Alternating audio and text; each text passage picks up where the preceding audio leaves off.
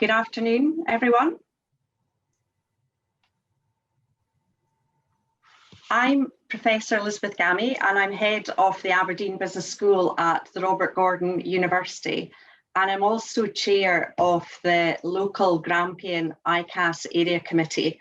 And it gives me great pleasure to welcome you all to the next in our series of Knowledge Bites for Business webinars at RGU, which is being run on this occasion in conjunction with the ICAS Grampian Area Committee. It's great to have so many of our friends and colleagues from all the world joining us today. It gives me great pleasure to introduce to you Ian Phillips. Ian has over 30 years experience in the upstream oil and gas and climate change industries, including 18 years with oil operating companies Shell, BP, Marathon and Ramco, and 6 years with a major service company, Halliburton. In 2007, he became a founding director of CO2 Deep Store Limited, and in 2013, he and his CO2 Deep Store colleagues launched Pale Blue Energy, an energy transition business consultancy. Having spent 5 years as CEO of the Oil and Gas Innovation Centre, Ian rejoined Pale Blue Energy in March 2020 and is now the development director. Ian is a fellow of the UK Energy Institute and a chartered petroleum engineer. I'm also delighted that he manages to squeeze into his very hectic schedule some lecturing at Aberdeen Business School, where he's currently delivering modules on our Sustainability and Energy Transitions MBA and our Oil and Gas MBA. So before I hand over to Ian, I would just like to remind you all that there is an opportunity for you to post questions.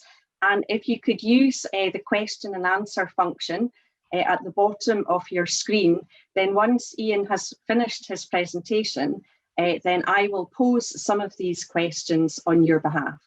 So looking forward to listening to Ian. Elizabeth, thank you very much for that introduction, and ladies and gentlemen, a very good afternoon to you. As you've heard, my name is Ian Phillips and I'm the Development Director with Pale Blue Energy. What I have prepared for you today is about a half an hour presentation. I'm going to start by taking a look at global energy demand, not because I like the big numbers, but because it's important to understand both the scale and the variability of energy when you start to consider how we create the energy transition. I'm going to talk a little bit about what we're transitioning to. It's easy to say, oh, we're in transition, but if you don't have a destination, the transition is a bit difficult. And finally, I'm going to spend some time just talking about the business implications and why I think there is actually a credible business to be had in the energy transition. So the first thing I'd like to sort of draw to your attention is how many people are on our planet. This graphic from the United Nations shows both the actuals growing in my lifetime, more than a 100% increase in the population. And you see some projections. The upper line assumes current rates of fertility prevail, and the lower blue line is what would happen if all of the world had the same rates of reproduction that we have in Northwest Europe and North America.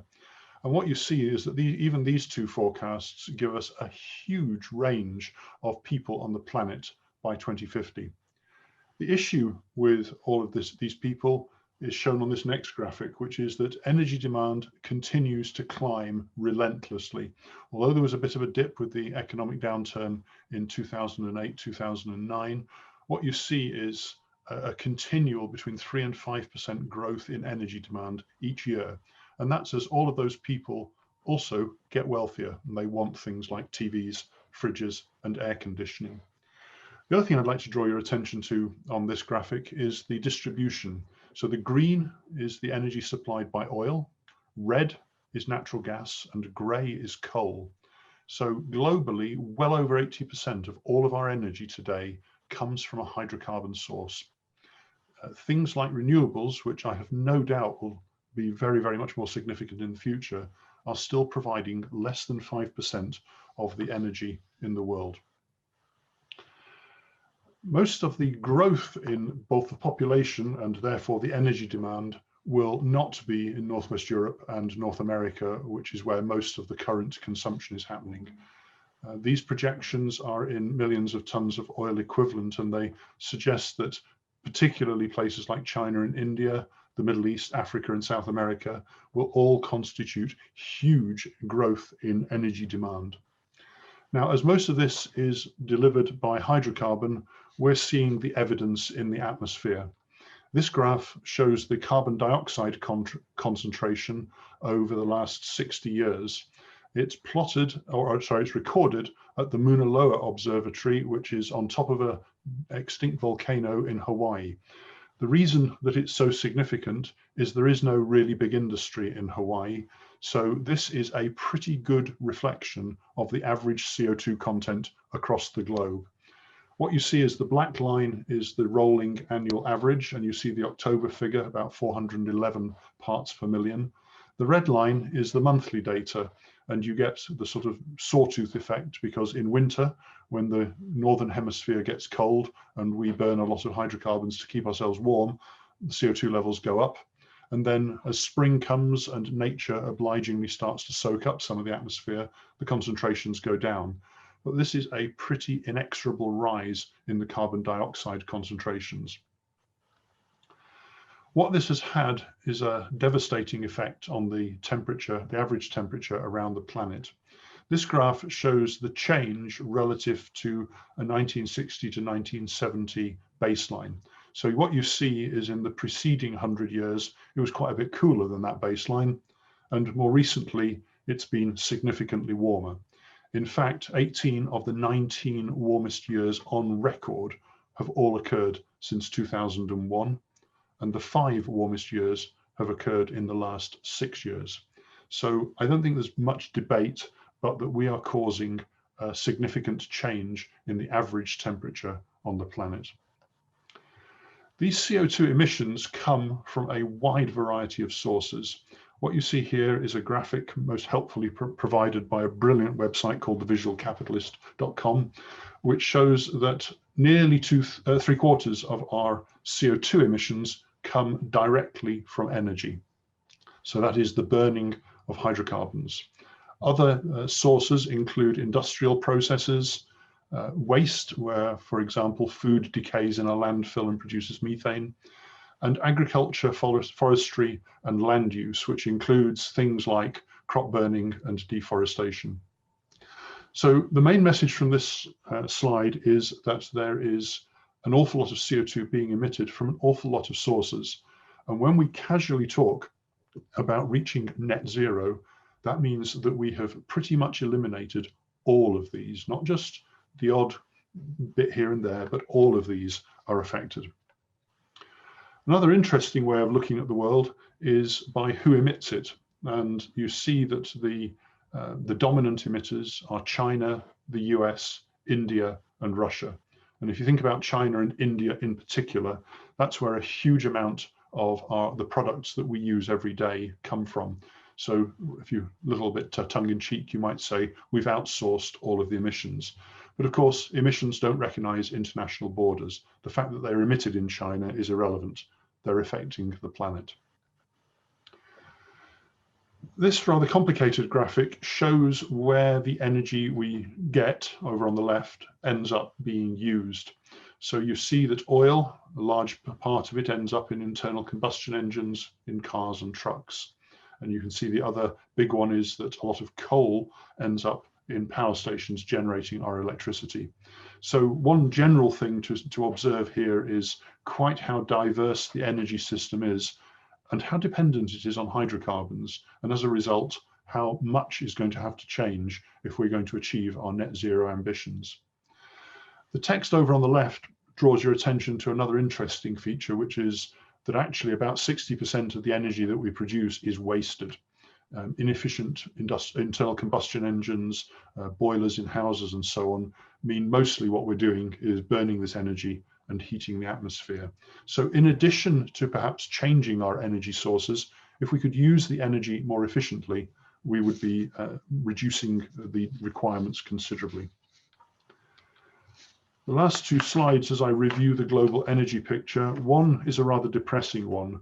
Despite all of the talk from governments around the world about net zero targets by 2040, 2050 or 2060, this is a projection of what will actually happen if current policies are not changed.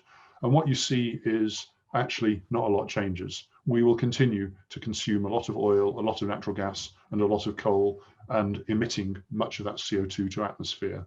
So again, another way of looking at this is, boy, a lot's going to have to change. And this graphic is probably one of my favorites. It is produced by Carbon Brief, and it's an estimate of how long we've got before we burst either a 1.5 degree, a 2 degree, or a 3 degree average rising global temperatures. Now, remember at the last United Nations meeting in Paris, the governments of the world asserted that they were going to try and achieve 1.5 degrees maximum change in temperature. Well, depending on the assumptions and the models that you make, we've got between 4 and 15 years before that's going to happen. And I'll be honest, I don't see the policies in place to cause that to happen on a global basis. If we could live with 2 degrees C, which has been the consensus for a number of years, we have between 20 and 30 years to utterly transform our energy systems. And if we're prepared to conduct a fairly spectacular experiment with the planet we live on and could perhaps accept a rise of 3 degrees, well, then we've got between 50 and 75 years. But I have to say that with the changes we already see in climate, that seems like a hugely risky experiment to conduct with the place that we live. The other sort of concerning point is that we have access to all of the CO2 to quite casually go to 3 degrees and beyond, all in the form of the hydrocarbons we already know about. So a substantial business implication of this is that we either have to leave this hydrocarbon in the ground with massive implications for the value of the businesses that rely on oil and gas, or we have to find a way to use the hydrocarbon whilst avoiding the emissions. I'll be saying quite a bit more about how that might happen in a few minutes. So the next question is, okay, we now understand the current picture. Now, what are we transitioning to? As I do a lot of activity outside of the mainstream oil and gas industry, it's clear that most of the world outside of oil and gas thinks the answer is very firmly renewable energy. And there are some very, very substantial investments being made. If I take you clockwise, starting top right, that is a solar panel farm in California, where it is now cheaper to produce electricity using solar panels than it is to use conventional natural gas turbines. Of course, the catch is it doesn't work at night.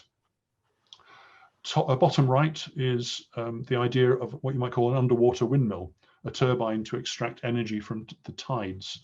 This has the merit that the tides are flowing for 22, 23 hours a day. So we've got a much more consistent source of energy, but it's still got gaps. Bottom left is an offshore wind farm and major source of potential energy, but again, like solar, risk of intermittency. It's not always blowing the wind. And the top left is both an interesting practical trial and also an illustration of how challenging renewable energy will be. This is, as you can see, a large solar farm outside a town in Australia, but the container-sized things are batteries. It's a huge lithium-ion battery farm, and the basic approach is that the solar panels provide electricity for the town during the day and also enough electricity to top the batteries up, and those batteries allow the town to operate overnight.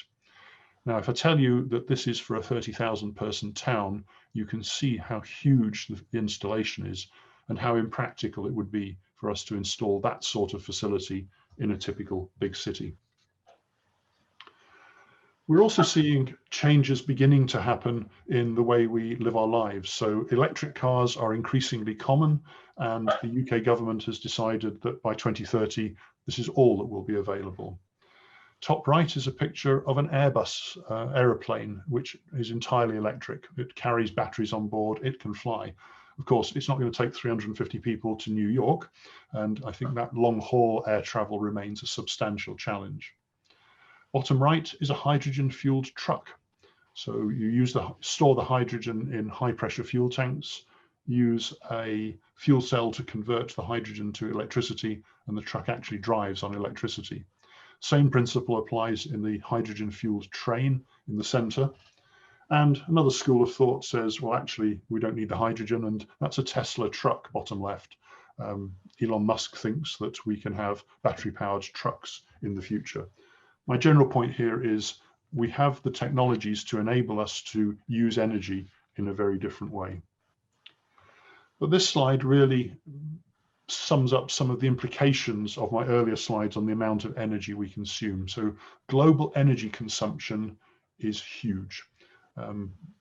27, nearly 28 terawatt hours produced currently from about 62,500 power stations all around the world.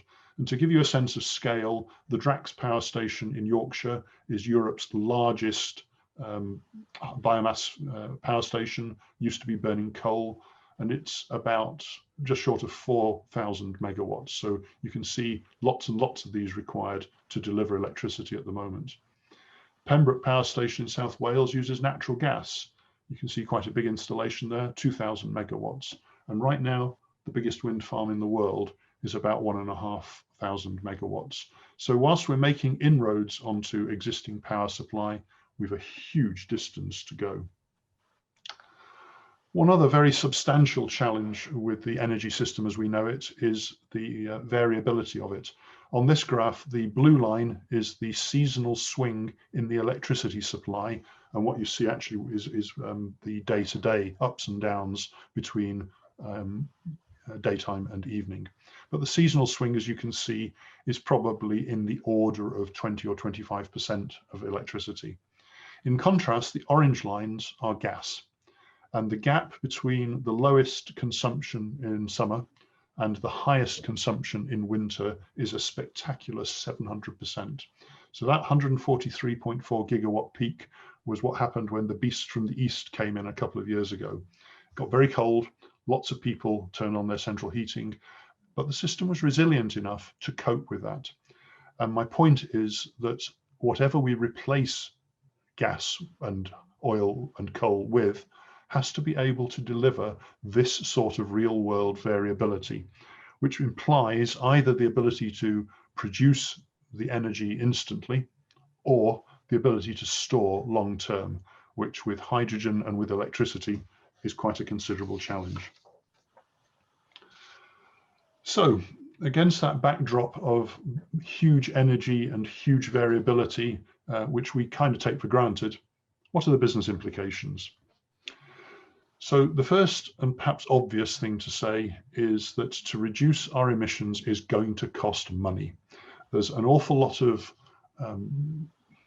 PR nonsense talked about how we will transition to a low carbon energy system and it will just cost us all the same.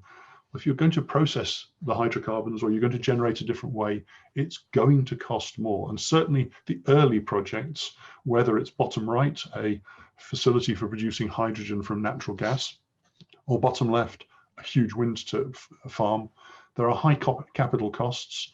And in the case of hydrogen, there are significant energy costs.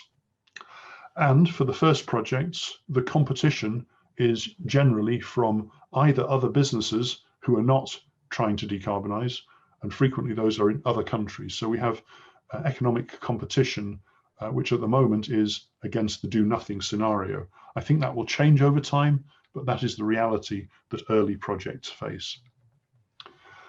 As a consequence, governments are considering three basic approaches.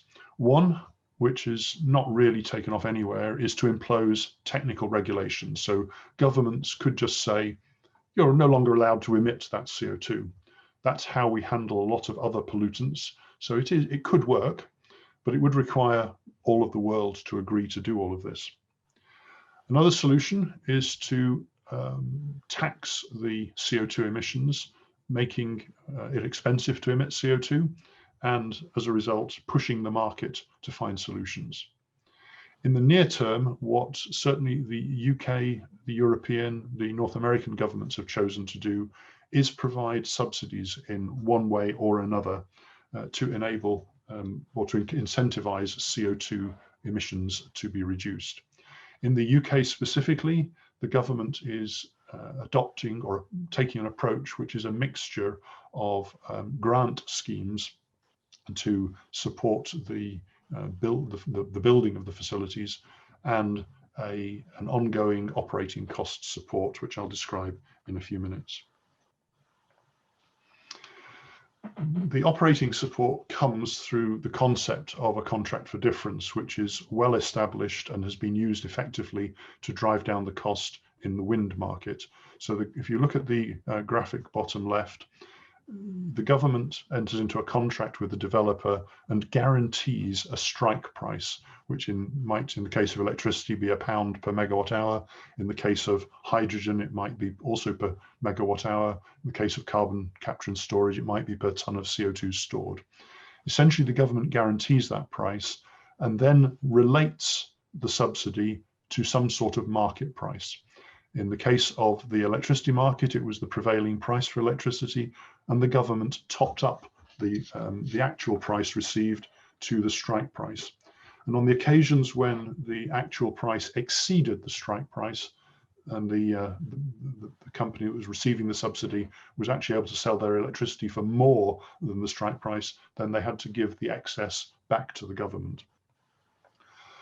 What this, of course, requires is an objective price of the product that you can refer to. So, for example, in electricity, it's a well publicized price, and as it is in gas, where you've got the national balance point price. From the point of view of the commercial investors, this model works because it offers an acceptable rate of return. Although, to be clear, the government isn't being charitable about this. This is utility type rates of return. And just to indicate how successful this has been, the graphic on the bottom right, the bold red line shows the offshore wind price that as it has come down substantially, and literally only over a period of 6 or 7 years. It is now below the existing prevailing price for electricity, the wholesale price, and as a consequence, the most recent wind rounds, the bidders requested zero subsidy. So as a concept, this mechanism works effectively for supporting emerging businesses. In the case of carbon capture, utilization and storage, sometimes referred to as CCUS, the UK government has issued or has conducted a review talking to potentially interested industry participants, and has now produced a formal response which they use the language of, we are minded to do the following. So it's not quite law yet, but it's heading in that direction. So what the government is contemplating is, or it's actually delivering at the moment, is pre your financial investment decision, there are grants available to support the development of the project, the engineering, the selection of the technologies, the front-end engineering and design, and all of the commercial arrangements. They have talked much about providing capital support, and Boris Johnson had both announced earlier this year a CCS infrastructure fund of £800 million, and in the most recent budget increased that to £1 billion.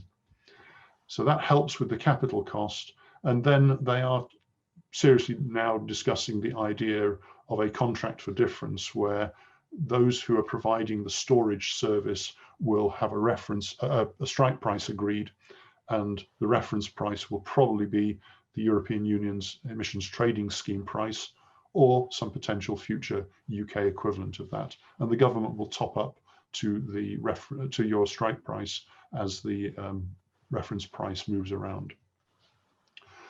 They're also talking of a similar model to support hydrogen, and I just want to take a brief detour. Hydrogen is, I think, a fuel with huge potential. It's gaseous, we can move it around, we can store it, we could deliver it to homes.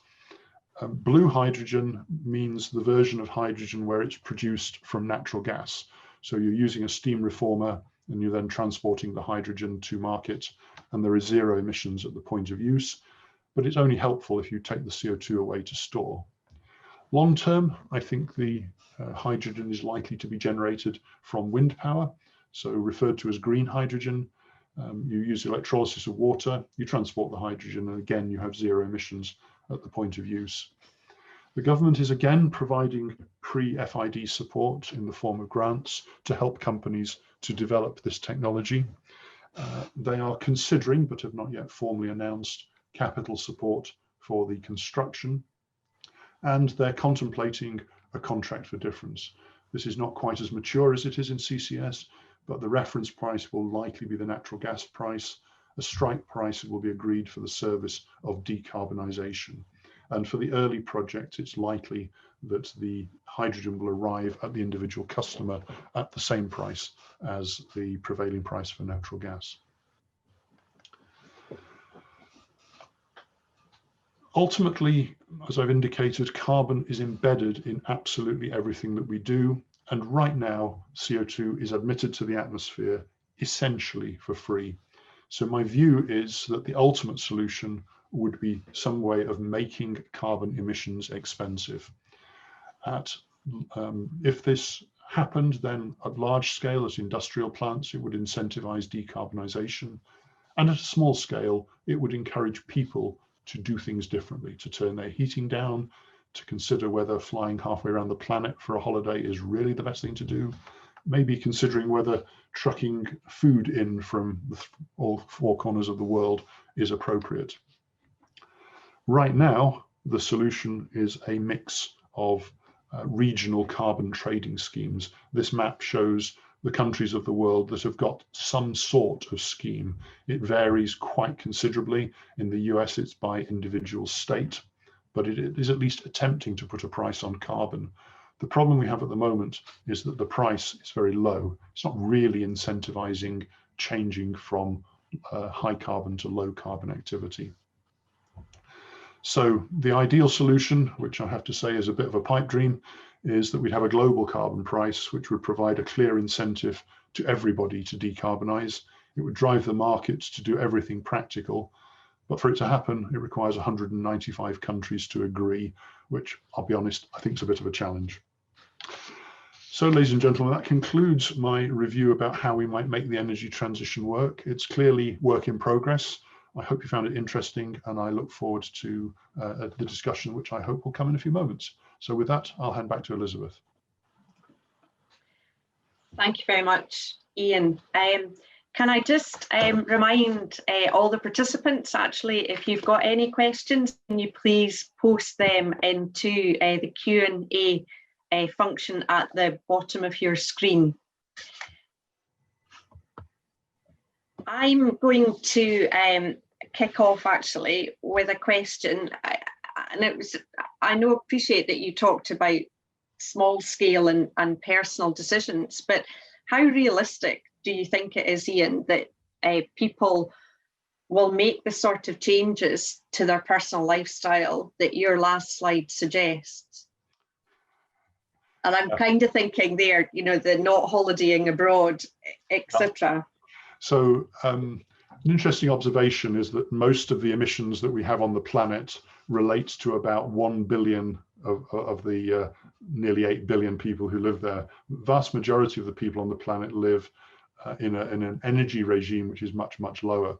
So it is a behavior thing for essentially Northwest Europe, North America, places like Australia, and some of the industrialized Southeast Asian countries. And the honest answer is, I doubt people are going to be very keen on the idea. So I do think that what will happen is that businesses that have high carbon emitting activity will look to decarbonize. So for example, if I take the holidays one, the emissions essentially are to do with air travel. The airline industry is working hard. They have already got hydrogen aeroplanes. The first hydrogen fueled aeroplane flew very recently. It's quite small, but it proves the point. There are biofuels being developed. And also there is an interesting but slightly expensive concept of direct air capture. So you could fly and emit your CO2, and separately you could extract the CO2 from the air. So I think what I see happening in just about every industry we know is they recognize the issue, they recognize they've got to do something about it, and they are working to change. The practical benefit from our individual point of view, of course, is that we don't have to not travel. Okay, thank you very much.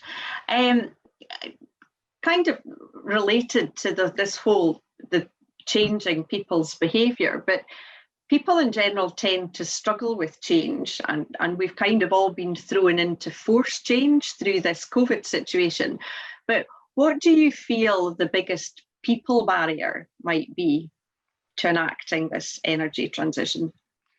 So I think ultimately it will be that it costs, and one way or another, we're going to have to accept a shuffle around in how we pay for things. So I think there's an awful lot of people working very hard to educate the population pretty much of the planet that global warming is a real issue and it isn't going to go away. So we collectively are going to have to do something about it.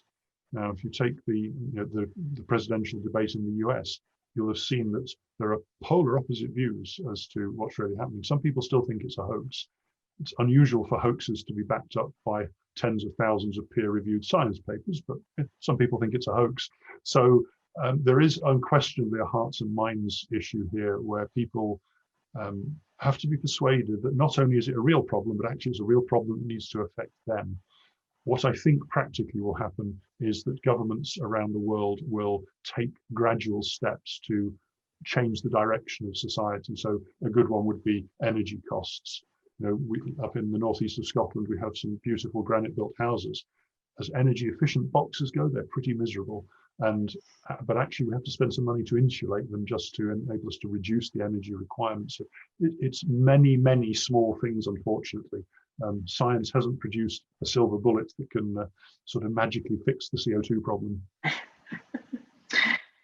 So on that government theme, do you think that the government are concerned at all about large companies potentially making huge profits from carbon storage at taxpayers' expense?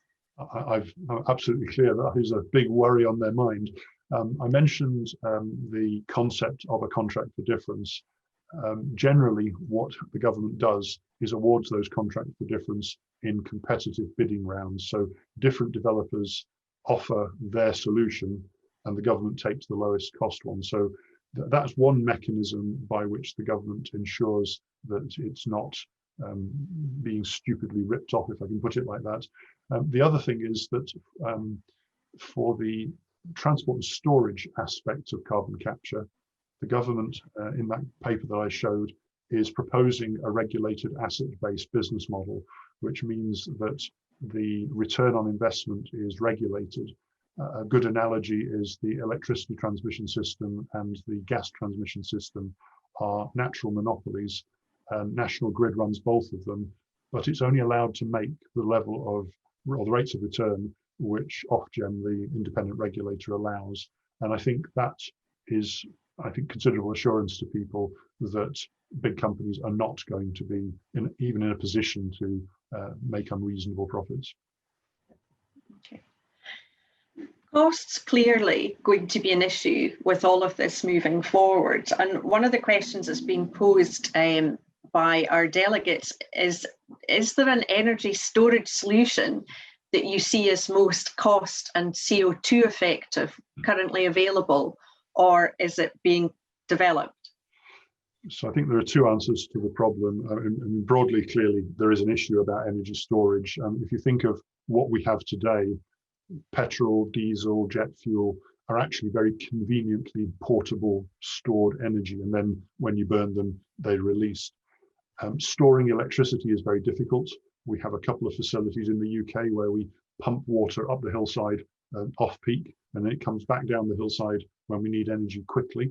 It's effective, but it has quite big environmental impacts. Battery storage is being developed rapidly, but right now it depends heavily on scarce minerals from rather unpalatable parts of the planet. And hydrogen is sort of similar to natural gas in the sense that you can pump it around, but it's much, much less dense. So you need very big places to store it. So the sorts of places we're likely to end up storing hydrogen are in things like salt caverns and possibly in depleted gas reservoirs, where we literally pump the hydrogen in and flow it back when we need it. Yeah, and still on the theme of cost, do you think there's scope for the contract for difference mechanism to reduce the cost of CCS and low carbon hydrogen over time in the same way the cost of wind power has decreased over the last 10 years? Yes, I do. And I think at the moment, you may be aware that Pale Blue Dot is developing both a CCS and a low carbon hydrogen project. And what we're doing is we're building, in effect, a one of a kind, which is because there are not that many CCS projects around, there are not that many hydrogen projects around, we're having to buy special build equipment. What I can see happening as the need and it expands dramatically is that that sort of thing will become more of a manufactured product. You'll go and order five hydrogen production units sort of thing. And that's what's happened with wind. You now have factories churning out the towers, the turbine blades, the actual turbines. And that's where the cost reductions come as we've introduced mass production. So I do see the potential, absolutely, but it's not going to happen on the first couple of projects because they're still kind of one of a kind. Okay, thank you. Obviously based in Aberdeen, and Aberdeen's kind of reliant on what happens in the North Sea. So I just wondered what you think is the future of the North Sea in light of the energy transition from an aspect and from an investor's perspective. What are the motivations for investments in uncertainties associated with this clean energy agenda? Kind of two questions there. So I think a couple of things. For the existing and particularly the very old North Sea platforms, the ones that were already heading for the end of the field life anyway, I think really all that's going to happen is the field life will come to an end and we'll achieve decarbonisation by decommissioning. The newer fields and also any completely new fields have got a much bigger challenge. They're already taxed in the form of the European emissions allowances. And under Vision 2035, the industry has committed to decarbonising initially the process of production. Now, practically, if you look offshore, the biggest source of CO2 emissions is the gas turbines being used to generate electricity or to compress gases for pumping. The only real way to replace those is with electrical power. And there are two different approaches being taken there. Equinor is looking to build a floating wind farm to supply a cluster of fields in the centre of the North Sea.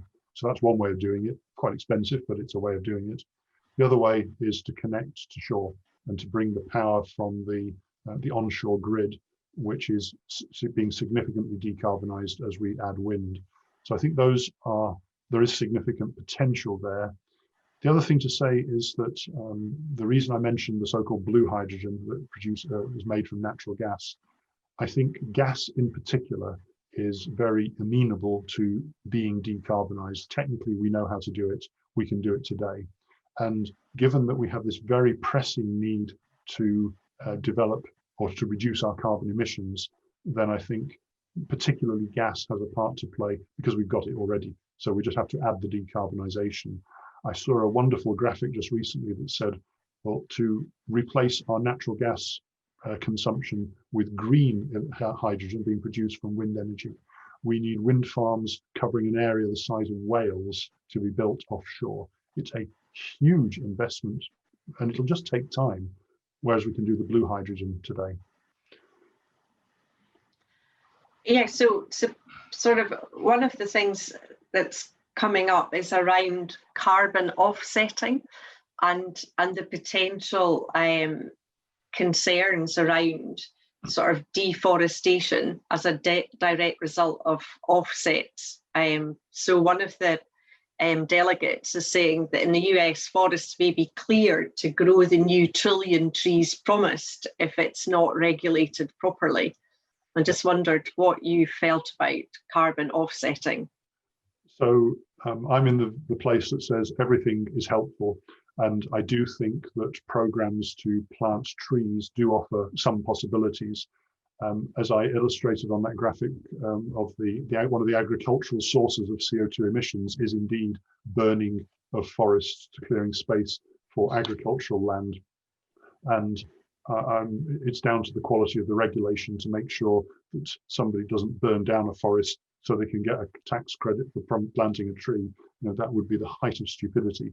But I do think there is a lot of potential for the so-called nature-based solutions to encourage Mother Nature to help to heal the planet. But in the great scheme of things, you have to do that and an awful lot of more industrial removal of the CO2. Okay, thank you. In one of your graphs, Ian, you showed a graph that showed apologies, that's my dog barking in the background. Hopefully he won't be too disruptive. You showed a graph of a 700% variation in gas consumption between summer and winter. And I just wondered, how is that met now? And how might it be met when we switch to hydrogen?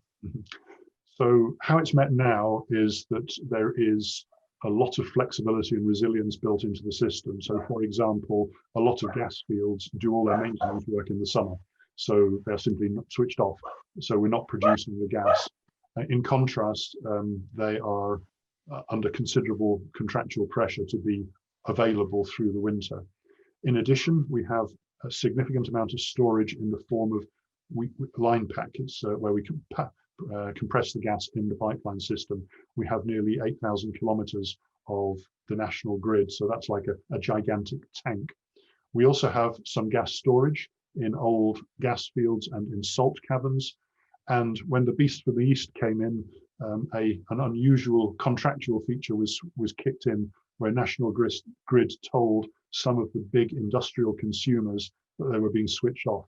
So things like brickworks were told, right, that's it, off, so that people could be kept warm. So essentially, we have a big and complex system with resilience built in. One of the big challenges for the renewable future is how do we reproduce that resilience? My blue hydrogen facility would prefer to be producing hydrogen constantly 365 days of the year, probably overproducing in summer, and we would ideally like some form of storage in winter. At the moment, that system is still being talked about. I suspect it means a lot more salt caverns to be able to store sufficient volume to be meaningful.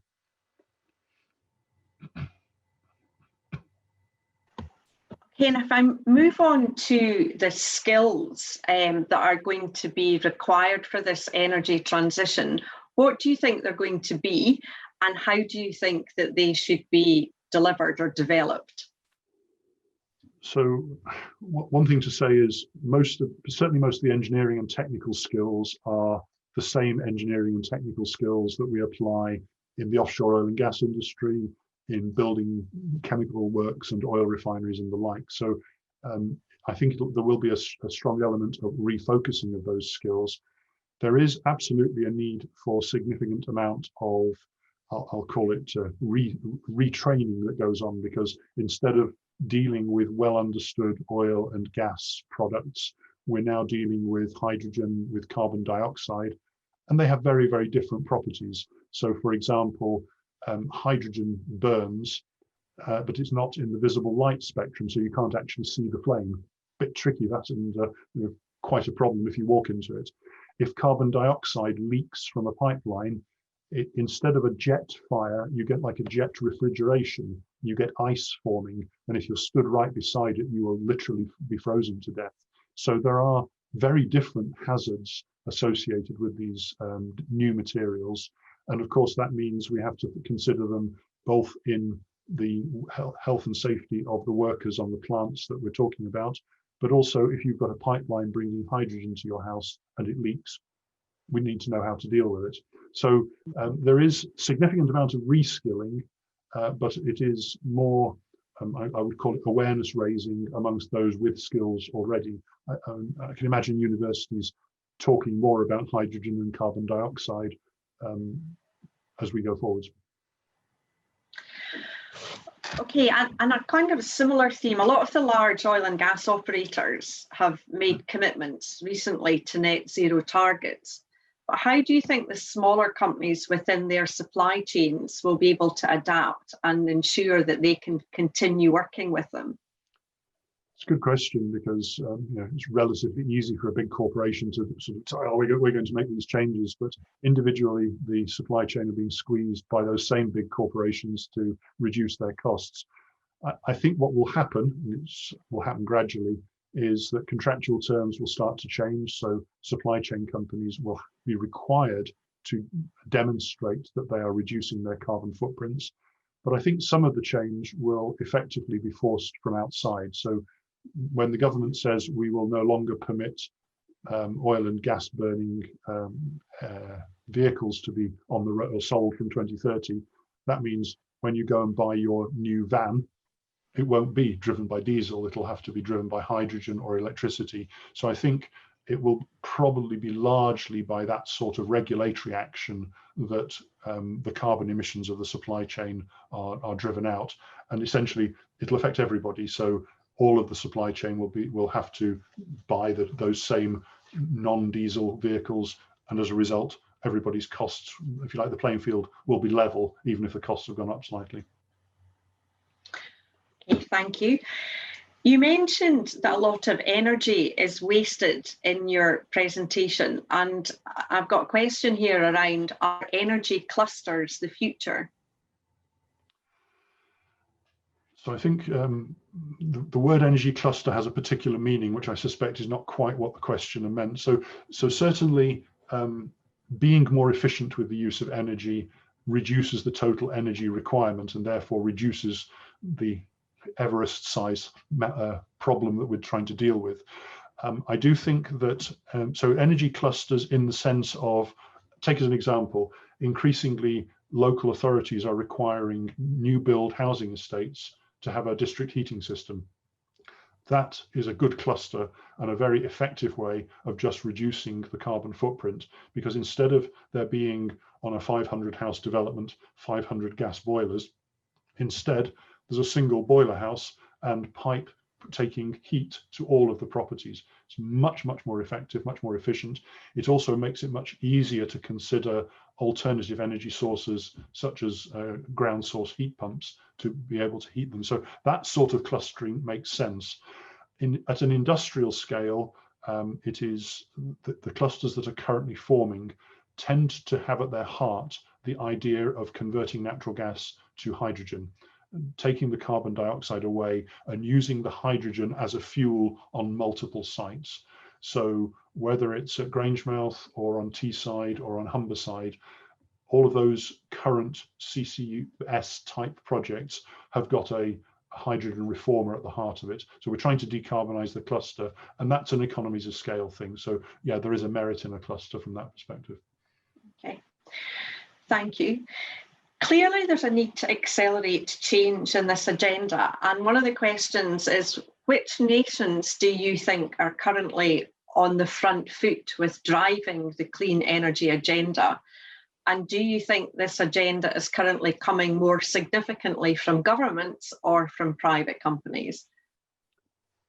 Lots of different questions in there. So if you look around the world, a lot of the big industrialized countries have declared net zero targets. So that's a good step in the right direction. For several years now, the US has had what I would describe as a moderate tax incentive. So they don't call it a subsidy, but practically that's what it is. I think you get $40 a ton for every ton of CO2 that you avoid, and you get a tax credit for doing that. $40 a ton, you can do some decarbonisation, but not large scale. California has got an add-on for decarbonised fuels. The countries with the most, depending on your view, ambitious or aggressive agendas are essentially Northwest Europe, specifically the EU and the UK. We are truly out on the frontiers at the moment with the scale of the support that the government is providing. All governments around the world have been throwing money at researchers for years, looking for the silver bullet to try and achieve decarbonisation. It hasn't happened. So now it's the UK and Northwest Europe who are literally committing billions to not just a bit of science, but actually go build plants. So typically for a hydrogen plant, you're into the hundreds of millions of pounds capital cost range. carbon capture, similar orders of magnitude. It's a costly thing to do. But to be honest, so is building a big offshore wind farm. So, this whole decarbonisation lark, it's a huge potential business activity, necessary to deliver our energy, but it needs support to start with. And so, yes, I would characterise Northwest Europe as probably at the front end of all of this.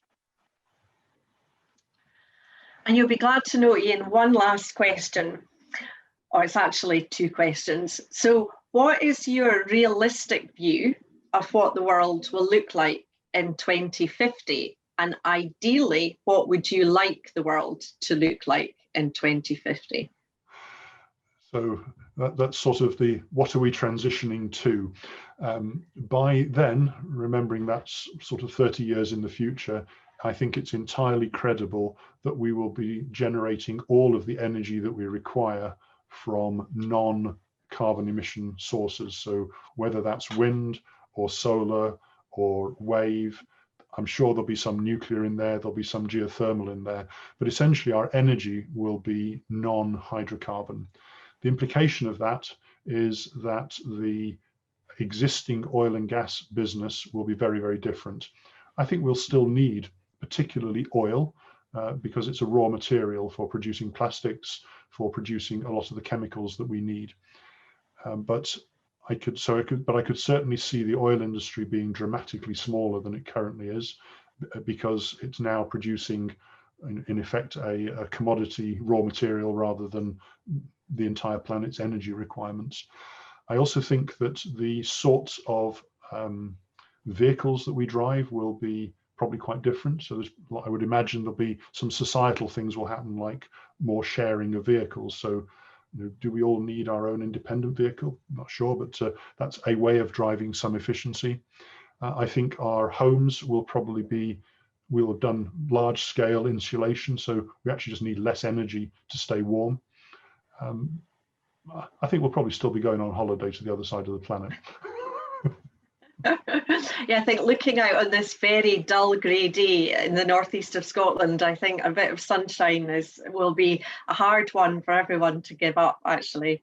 Absolutely. Ian, thank you so much for your time. I think whilst you painted a rather concerning picture and a clear need to accelerate change, and clearly there are several business challenges ahead, I think hopefully, the future is bright, and if we all collectively work together, then we will find solutions to these challenges and move the global society forward in a sustainable manner. So Ian, thank you very much. Round of applause from everyone. Just to close, I would just like to say to everyone that RGU will be sending out an email before Christmas with further details of the next Knowledge Bites for Business webinars that will be happening in the new year.